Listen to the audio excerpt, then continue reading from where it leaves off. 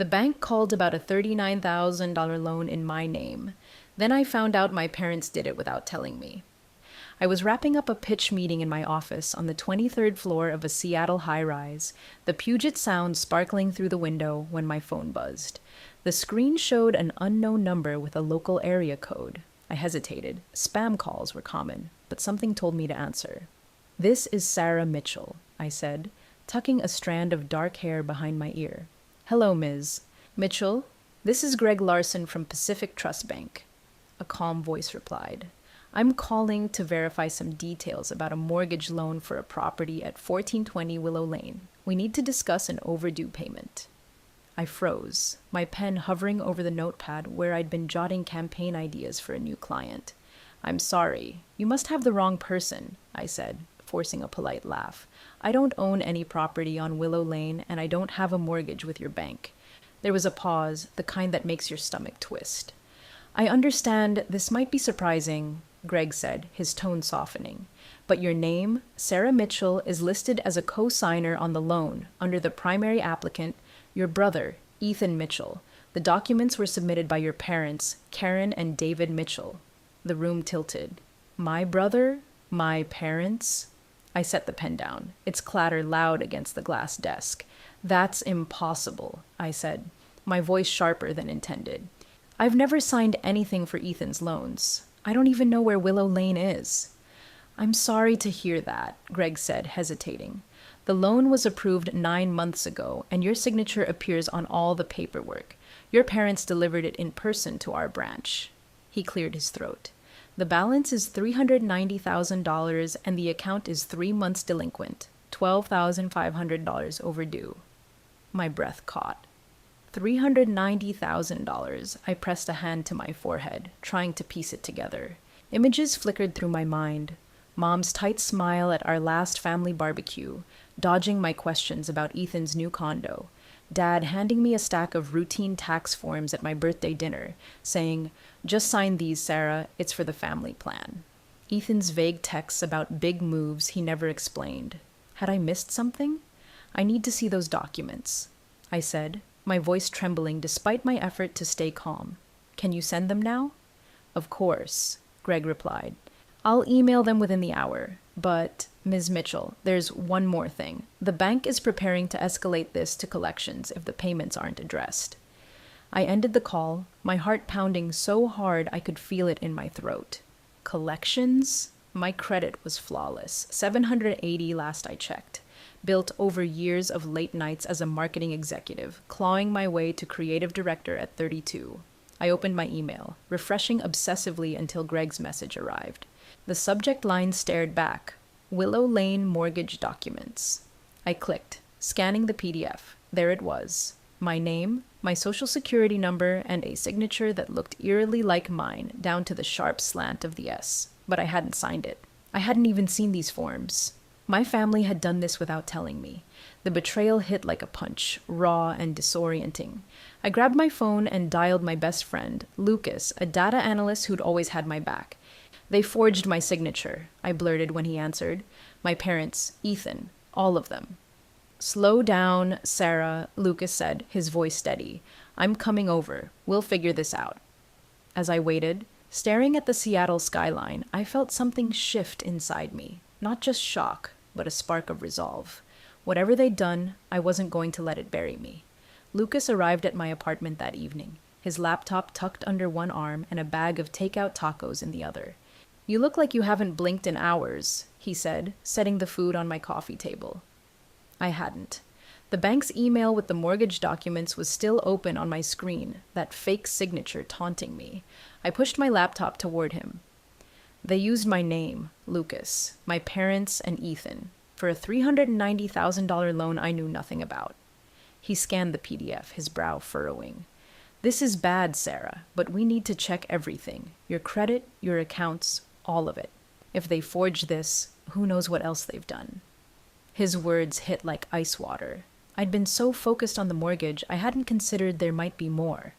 Lucas logged into a credit monitoring site he used for his data analyst work, pulling up my report with my permission. I stood behind him, gripping the back of the couch. The screen loaded, and my heart sank. My credit score, once 780, was now 592. No way, I whispered. Lucas scrolled, revealing 3 credit cards I'd never applied for, with a combined balance of $45,000. There was also a $25,000 car loan for a Tesla registered in Ethan's name, and an unsecured personal loan for $30,000 from a shady online lender. All in my name, all opened within the last 8 months. I sank onto the couch, my hands shaking. How did I not notice this? I check my accounts every few months. Lucas tapped the screen. These were opened with your info, social security, address, even your work email. Whoever did this knew you inside and out. He hesitated, then added, There's also an investment account listed here, tied to something called Horizon Ventures. Ever heard of it? Never, I said, my voice hollow. Horizon Ventures sounded like one of those buzzwordy startups I'd pitch marketing campaigns for, but I'd never invested in anything like it. Lucas dug deeper, pulling up transaction logs.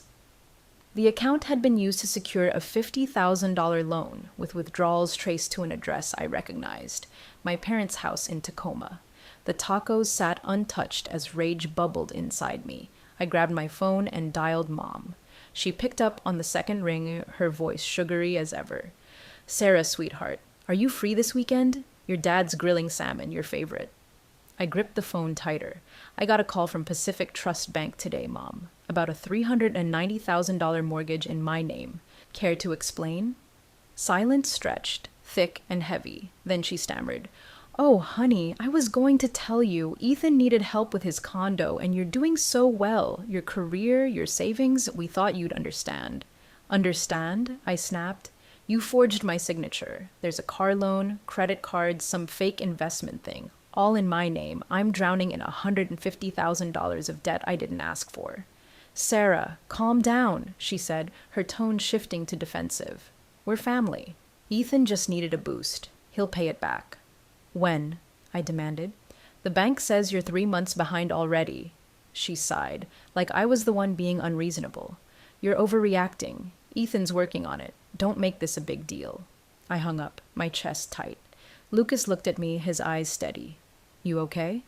No, I admitted, tears stinging my eyes. But I'm not letting this go. I called Ethan next. He answered, his voice casual, like we were chatting about the weather. Hey sis, what's up? Don't play dumb, I said. The mortgage, the Tesla loan, the credit cards. How could you do this to me? Whoa, hold on, he said, feigning surprise. Mom and Dad handled the paperwork. I just needed a place to live. They said you were cool with it. Cool with it? I nearly shouted. You've tanked my credit and put me in debt I can't pay. Did you even think about what this could do to my job, my life? Sarah, chill, he said. It's family. We help each other out. I ended the call, slamming my phone onto the table. Lucas closed his laptop. This isn't just one mistake, he said quietly. They've been planning this for months. We need to lock down your accounts, credit bureaus, banks, everything. I nodded, my anger hardening into resolve. I thought of the barbecue last month, Mom borrowing my laptop to check her email, Ethan lingering in my office after a client lunch, asking about my passwords, just in case. They hadn't just betrayed me, they'd orchestrated it. As Lucas started drafting a fraud report, I stared at the city lights outside my window. I'd built this life, my corner office, my reputation, brick by brick. They thought they could take it. They were wrong. The drive to my parents' house in Tacoma felt like crossing a battlefield. Rain streaked my windshield, the coastal wind rattling the car as I gripped the steering wheel. Lucas had offered to come, but this was something I needed to face alone. The folder on the passenger seat held printed emails from the Pacific Trust Bank, credit reports, and a chain of forged messages Lucas had uncovered. Emails supposedly from me, authorizing loans and investments I'd never seen. The evidence was undeniable, but my heart still ached at the thought of laying it bare. Their house looked the same as ever, a weathered cedar cottage overlooking the Puget Sound, with Mom's wind chimes jangling on the porch. Inside, the air smelled of grilled salmon and denial. Ethan lounged at the kitchen table, scrolling on his phone, his new Tesla keys glinting beside him. Dad stood by the stove, flipping fillets, avoiding my gaze. Mom rose from the couch, her smile as forced as a bad ad campaign. Sarah, you made it. she said, like I'd shown up for Sunday dinner, not a reckoning. I didn't smile back. I dropped the folder onto the table with a thud. No games, I said, my voice steadier than I felt. This is every loan, credit card, and fake email you used my name for. $150,000 in debt and counting. Explain. Mom's smile faltered. Ethan set his phone down, his eyes narrowing like I'd insulted his pride. Dad turned off the stove but stayed silent, his shoulders stiff. Mom glanced at the folder, then away, as if it might burn her. Sarah, honey, you're blowing this out of proportion, she said. Ethan needed a fresh start. His condo, his car. You've got your fancy job, your downtown apartment. We knew you'd want to help. Help? My voice cracked. You forged my signature, Mom. You sent emails from a fake account, smitchell.consultgmail.com, pretending to be me. You tanked my credit and risked my career. That's not help. That's theft. Ethan leaned forward, his tone slick, like he was pitching me one of his get-rich-quick schemes. Come on, Sarah, don't be dramatic. I didn't mean for it to spiral. I just needed a boost to get the condo. Mom and Dad said you'd be fine with it. Family looks out for family, right? I opened the folder, pulling out a printed email chain where I supposedly approved a $50,000 loan for Horizon Ventures. This isn't looking out, I said, sliding it toward him. This is you using my name to buy a Tesla while I'm stuck with the bill. You spent $7,000 last month on what, Ethan? Sneakers? Club memberships? He flinched, his charm cracking. Mom stepped closer, her eyes pleading. Sarah, please, we didn't think it would hurt you. Ethan's trying to build something. You've already made it. Your awards, your promotions. Can't you see he needs this? I stared at her, the woman who'd taught me to balance a checkbook, now justifying fraud. What I see, I said, is that you chose Ethan's dreams over my life. You didn't ask me. You lied. Dad finally spoke, his voice low and gruff. You're selfish, Sarah. Always have been. Ethan's struggling and you're whining about your credit score? The words stung, but I held my ground. Selfish? I'm the one cleaning up your mess. I'm filing a fraud complaint tomorrow with the state. This ends now. Mom gasped, clutching the table. You'd put your own family in jail? Ethan's face twisted, half panic, half anger. Sarah, you can't. I'm your brother. You're the brother who stole my identity, I said, my voice cold but trembling inside. Family doesn't do this. I grabbed the folder and walked to the door, their silence deafening behind me. As I stepped into the rain, Mom's sob echoed, but I didn't turn back.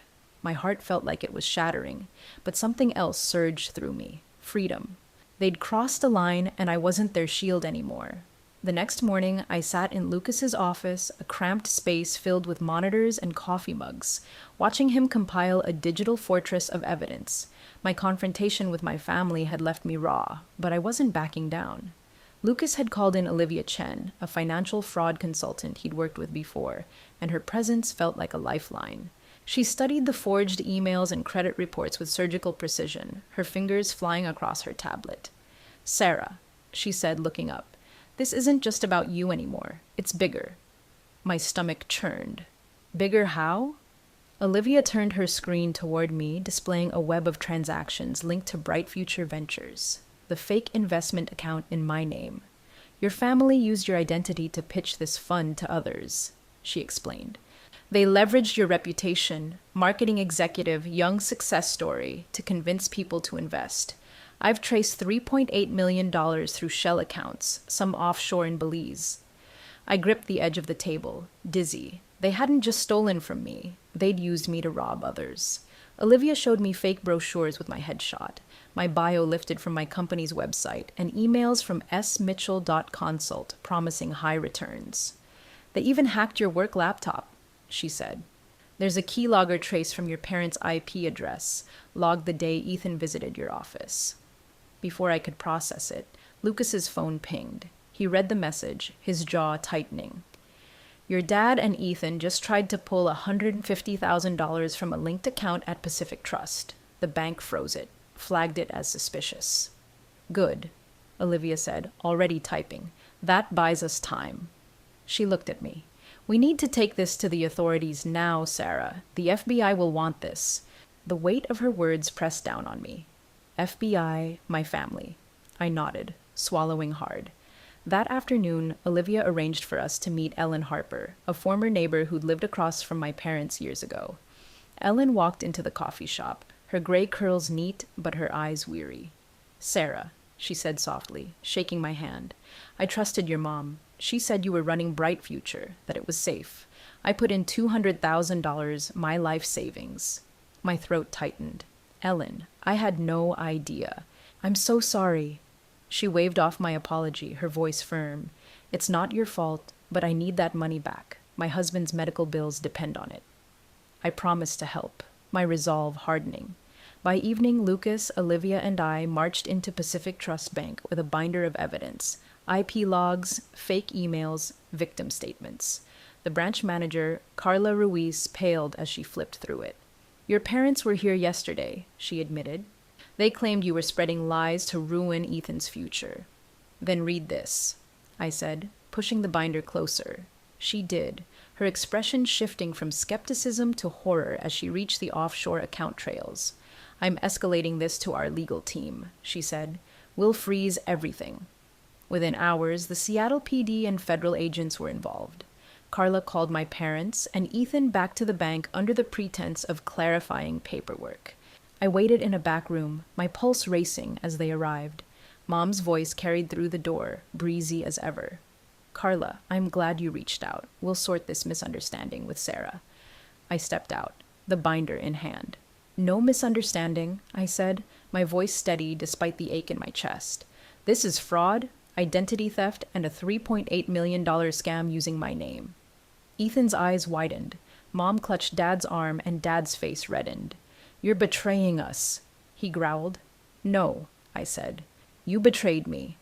Two agents stepped forward, badges flashing. "Karen, David, Ethan Mitchell, you're under arrest for fraud, identity theft, and operating an illegal investment scheme." Ethan lunged forward, shouting, "Sarah, you're ruining my life!" But an agent restrained him. Mom sobbed, Dad glared, and I watched them leave in cuffs, my heart heavy but unyielding. The trial came weeks later, a packed courtroom buzzing with tension. I testified, laying out every detail: forged emails, Ellen's lost savings, my trashed credit. The prosecution showed Ethan's social media, yacht parties, and designer watches bought with victims' money. When Ethan took the stand, he snapped. "I was just following Mom's plan." The gallery gasped, and Mom buried her face in her hands. The judge sentenced them. Dad, 16 years, Mom, 14, Ethan, 11. All assets were seized for restitution. Ellen squeezed my hand after. "You gave me hope," she whispered. I wanted to believe her, but guilt lingered. Had I missed signs that could have stopped this? Yet standing there, I knew justice was the only path forward. 3 months after the trial, I stood in my parents' empty Tacoma cottage, the Puget Sound's gray waves visible through the window. The house had been seized for victim restitution, but the authorities let me retrieve personal items. The silence was heavy, no wind chimes, no salmon sizzling. I opened a drawer in Ethan's old room and found a folded letter in Mom's handwriting. "Bright future plan," it read. "Keep Sarah in the dark. She'll never check." I exhaled, not angry anymore, just ready to let go. I tucked the letter away, not as evidence, but as a reminder. Trust is earned, not owed. Back in Seattle, my life was shifting. The agency's board had emailed me post-trial, offering me the chance to lead Rise Again Network, a program for victims of family financial fraud. "Your story makes you uniquely qualified," the CEO wrote. "Not just your skills, but your courage." I hesitated. Part of me wanted to bury the pain, but I said yes. If I could help one person feel less alone, it was worth it. Rise Again launched fast. Lucas built the website, Olivia advised on fraud prevention, and I poured my heart into it. Within weeks, our hotline buzzed with calls: mothers betrayed by sons, siblings scammed by siblings. One call, from a 70-year-old named Diane, hit hard. "My daughter used my name for a loan," she said, voice cracking. I thought I was foolish for trusting her. I gripped the phone. "You're not foolish," I said. "Loving someone isn't a mistake. Standing up now, that's strength." I also spoke at our first conference, held in a community center with folding chairs and flickering lights. I'd planned a speech, but facing 200 people, some tearful, some hopeful, I set my notes aside. I'm not here to teach you how to heal, I said. I'm here because I've sat where you are, believing family was safe until they stole my name, my future. You're not weak for hurting. You're powerful for rising. A woman named Maria stood, her voice shaky. Thank you for saying it's okay to walk away. Others nodded, and later I found notes slipped into my bag. You gave me courage. I'm not alone. They weren't just thank yous, they were proof we were building something real. One quiet evening, I sat with Lucas at a cafe, the Seattle skyline glowing. He sipped his latte and asked, "Do you think you'll ever forgive them?" I traced the rim of my cup, the question settling softly. I don't hate them, I said. But forgiveness doesn't mean letting them back in. It means freeing myself from their choices. I've forgiven me for trusting, for staying silent too long. I smiled. Now I'm building a family that listens, that respects. People like you, Olivia, everyone at Rise Again. He raised his cup. To chosen families. To new beginnings, I replied, clinking mine against his. That night, alone in my apartment, I looked at the letter from Mom's drawer, then set it aside. I wasn't the daughter trying to please anymore. I was Sarah, survivor, advocate, voice for others. The betrayal had cracked me open, but from those cracks grew purpose. I didn't need a perfect family. I had truth, courage, and a community that felt more like home than blood ever did.